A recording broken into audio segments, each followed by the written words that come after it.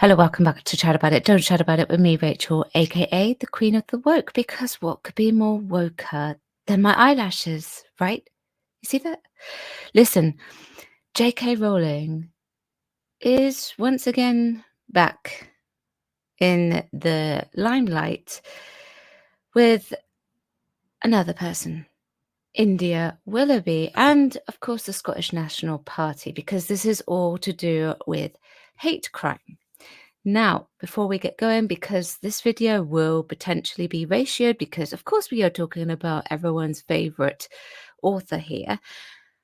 Don't forget to like, share, and subscribe to my channel and switch on the notification bell so you know when I'm releasing another video. I know I said there wasn't going to be a video this weekend, but this one was a bit impromptu because of something that came out a little bit earlier before I went on to live stream. So let's check this out. So a Twitter account, another Twitter account, um, tweeted this, and I kind of wish that JK had linked it, but she didn't. She screenshotted it.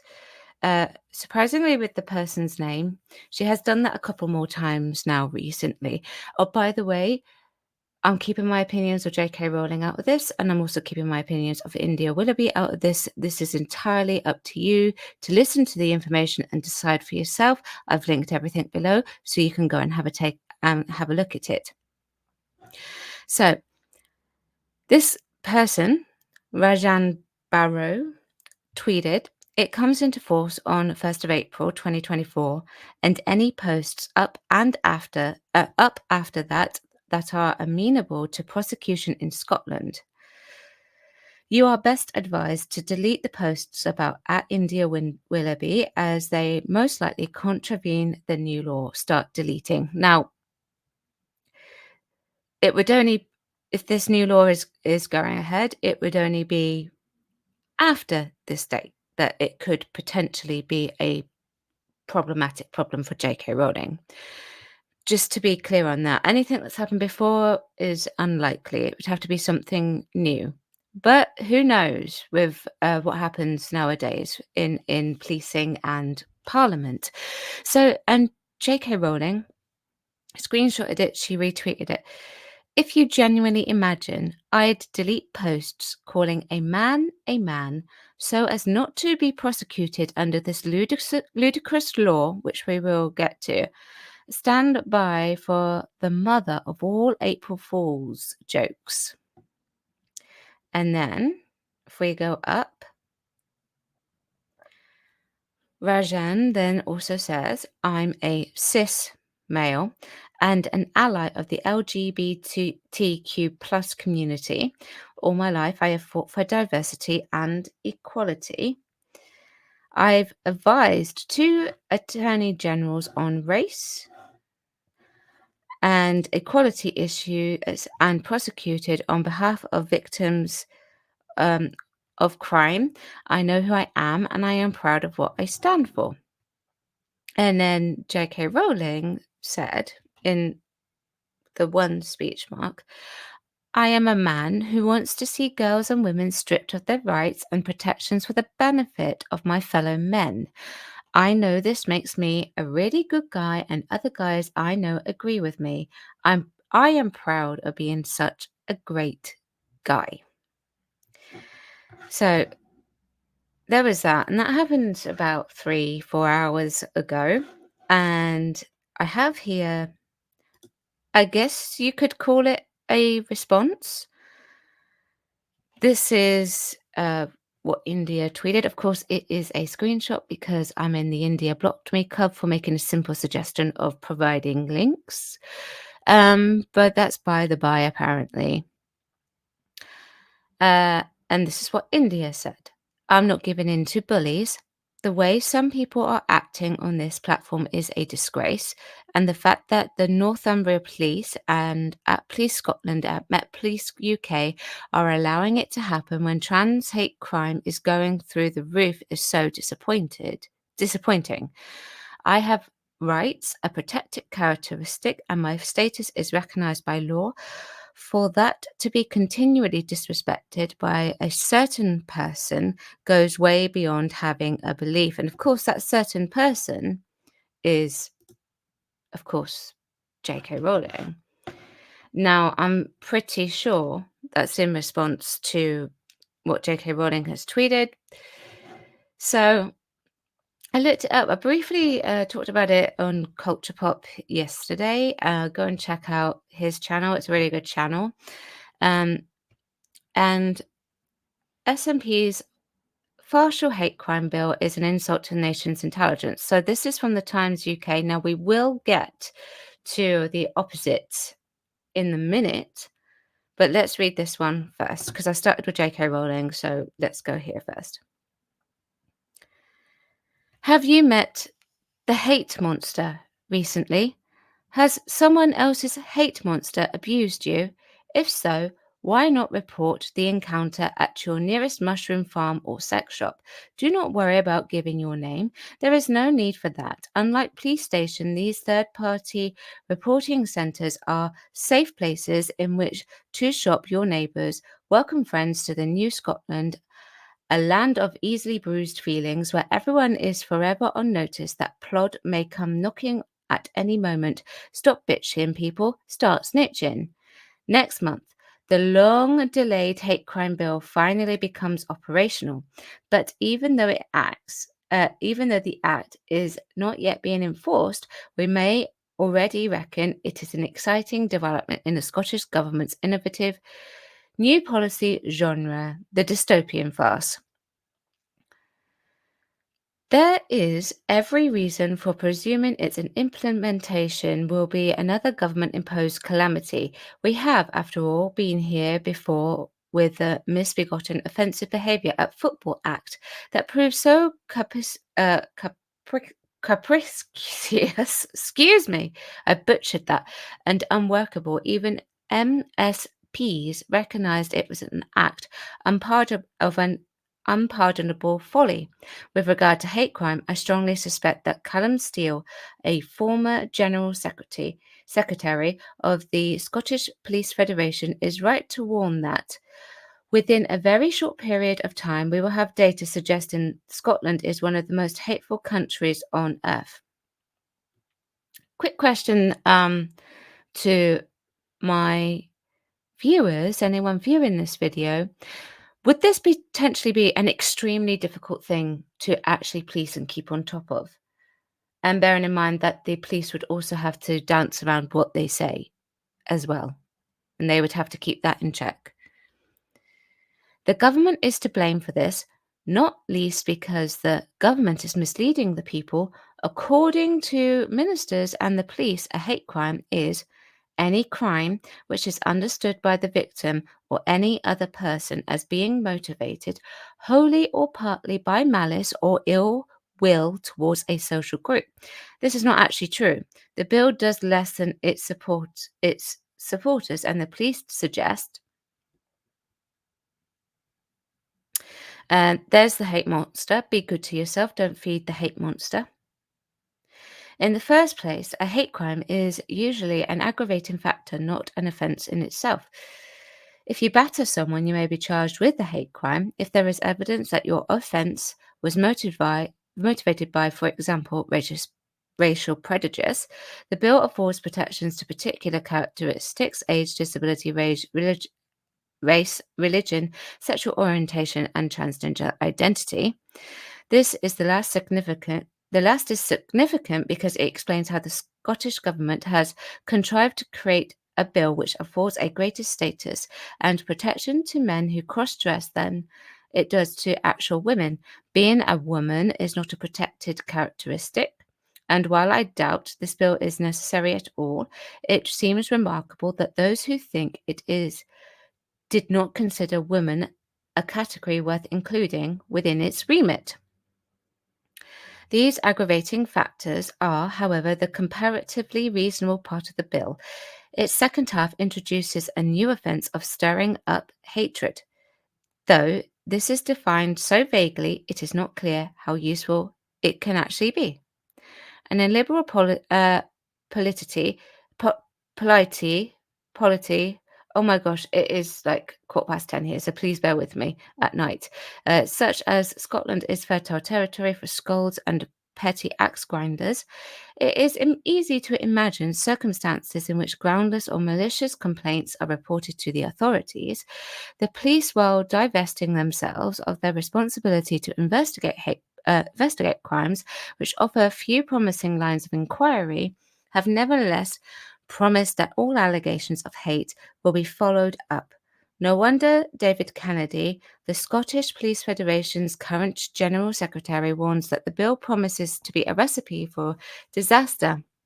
In its own submission to the government's consultation, the Federation observed that hate crime is an increasingly fluid term, with ever increasing sections of society demanding a special status for their particular group. This trend erodes the basis principle that everyone should be equal in the eyes of the law. Moreover, we are all too aware that there are individuals in society who believe that to feel insulted or offended is a particular police matter. Mystifyingly, however, police officers and parliamentarians are encouraging people to think the act criminalizes speech which someone might find unpleasant or unhurtful.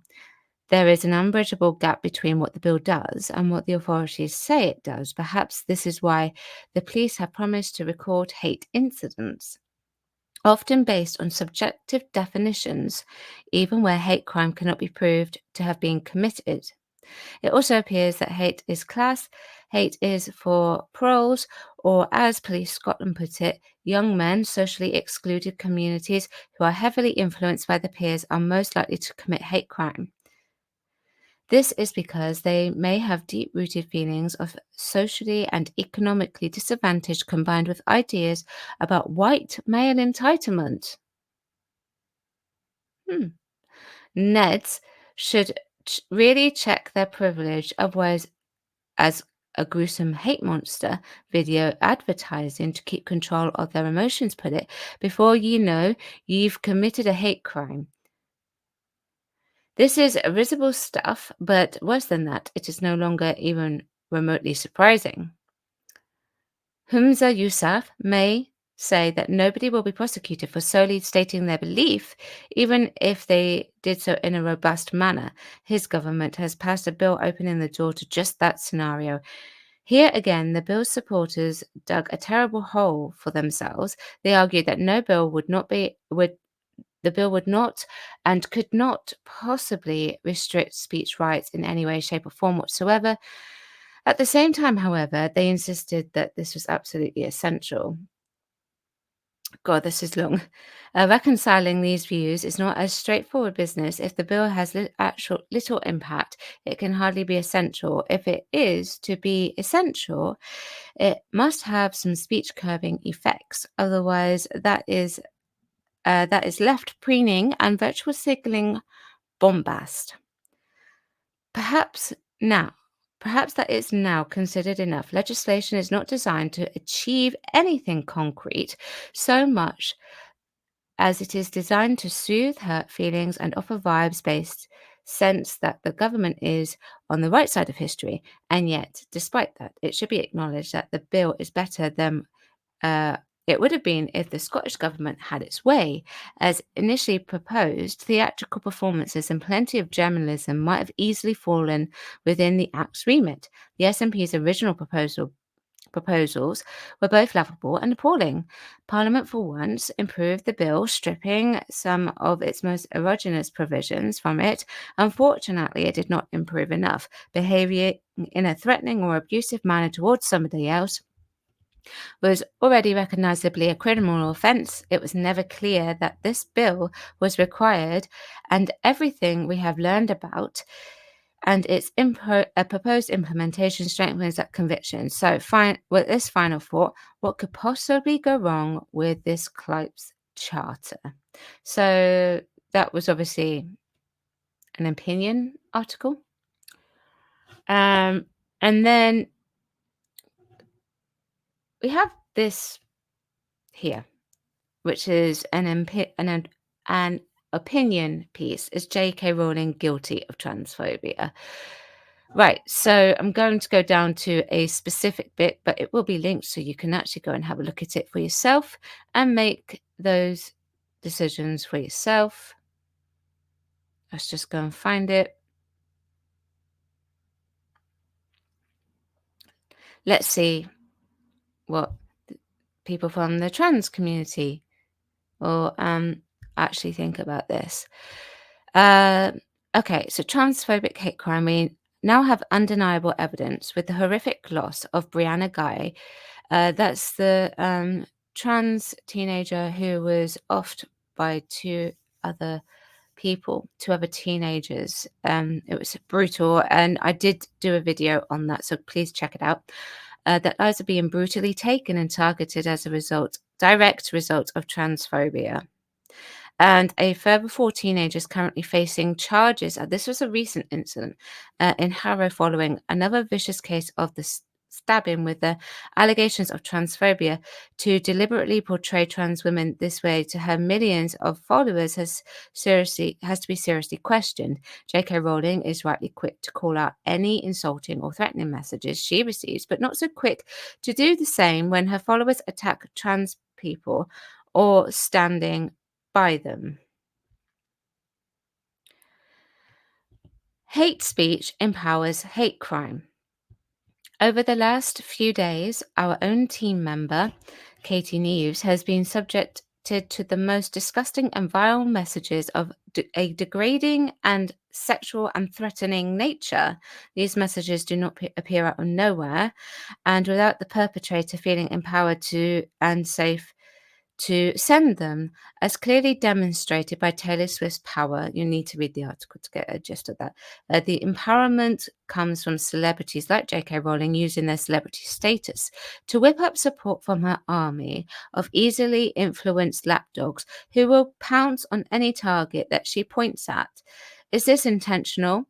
We can all have a view on that. We could. And some people could potentially say, you could also view it the other way around as well.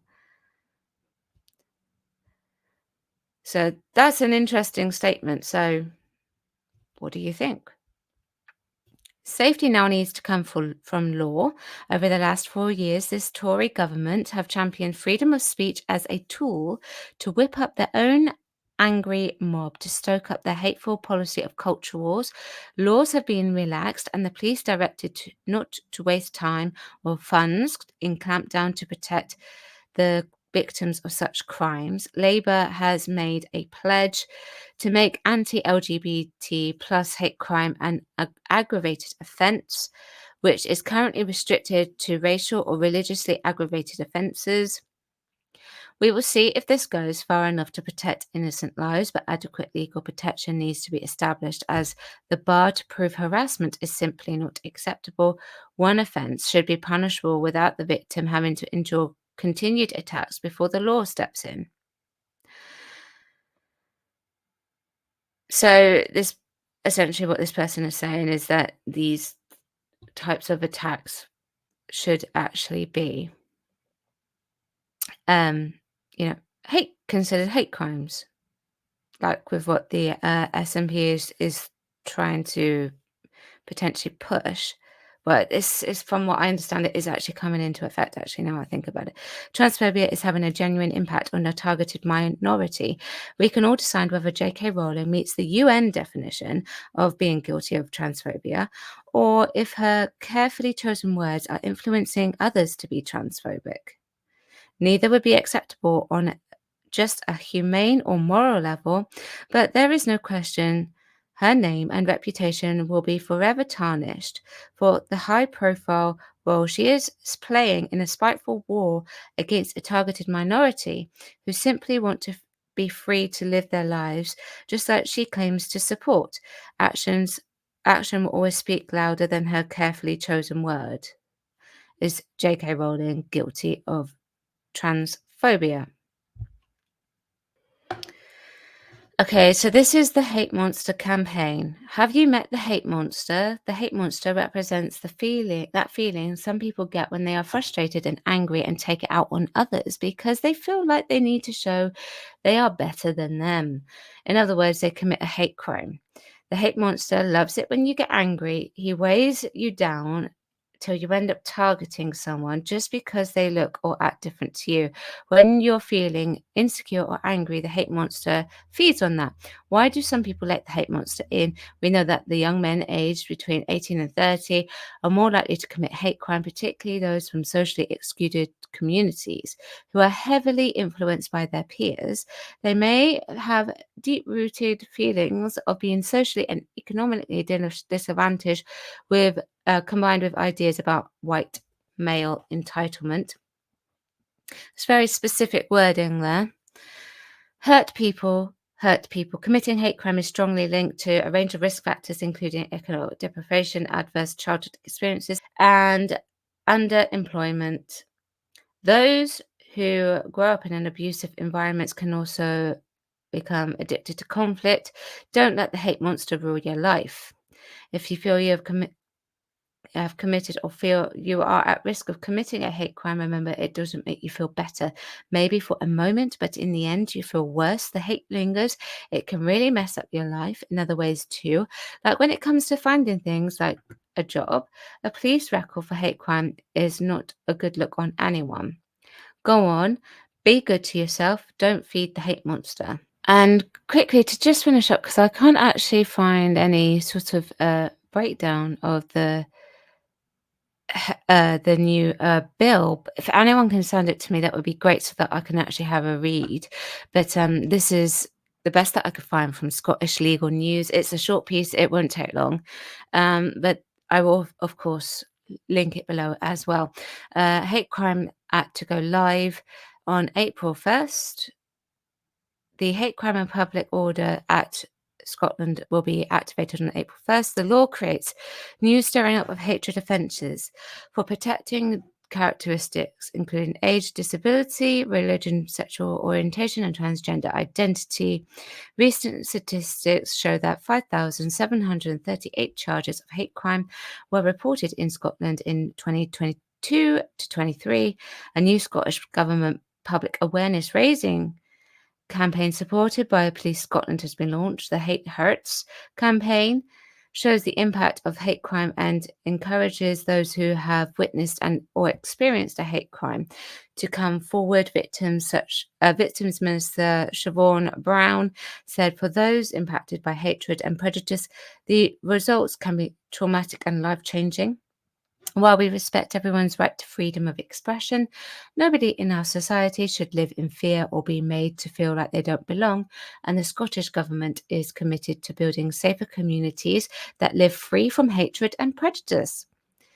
Hate crime is behaviour that is both criminal and rooted in prejudice.